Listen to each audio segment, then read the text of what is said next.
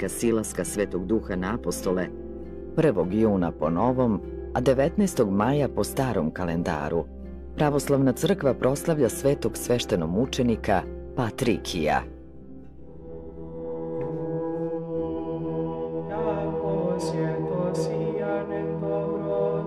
Svjašenstva i mučenija kroviju preukrašen, s postradavšim s tobою, Patrikije, Hristu prestoja, o nas pominaja jako stradalet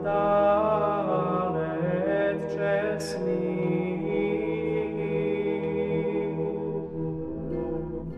Sveti Patrikije rođen je 52. godine u Prusi ili Bursi u Maloj Aziji. Odrastao je u uglednoj, građanskoj rimskoj porodici. Patrikije sa svojim drugovima, Akakijem, Menandrom i Polijenomom, postao đakon u gradskoj crkvi. Zbog njihovog vrlinskog života, narod ih je nazivao anđeli Pruse. Sva trojica ubrzo postaše i prezviteri. Kao vatreni propovednik i branitelj vere, Patrikije je izabran za episkopa Pruse. Svojim apostolskim delanjem mnoge ljude je priveo Hristu. Mnoštvo sveta iz okolnih gradova i sela dolazilo je samo da bi videlo ovog svetitelja i da bi čulo njegove reči. To nije moglo dugo da ostane neprimećeno od strane rimskih vlasti.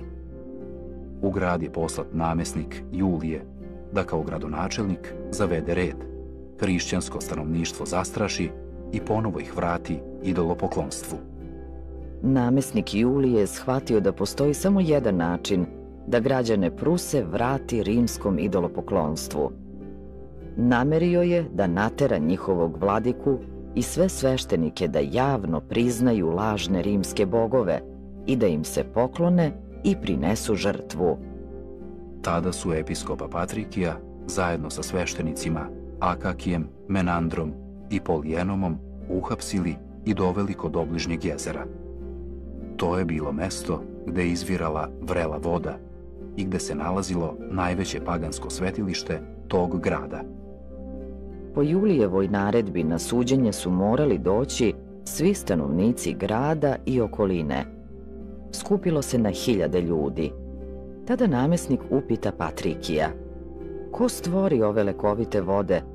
Zar ne naši bogovi, Eskulap i drugi, kojima se mi klanjamo?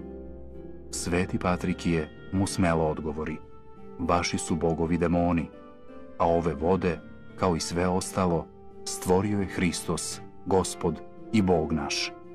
Tada namesnik naredi da Patrikija bace u ključalu vodu. Vrele kapljice prsnuše na sve strane i opekoše mnoge prisutne. No, svetitelj Božji, koji se neprestano molio, osta nepovređen. Videvši ovo, namesnik se razjari i naredi da poseku Patrikija i trojicu prezvitera. Iskončaše ovi mučenici oko 100. godine Gospodnje.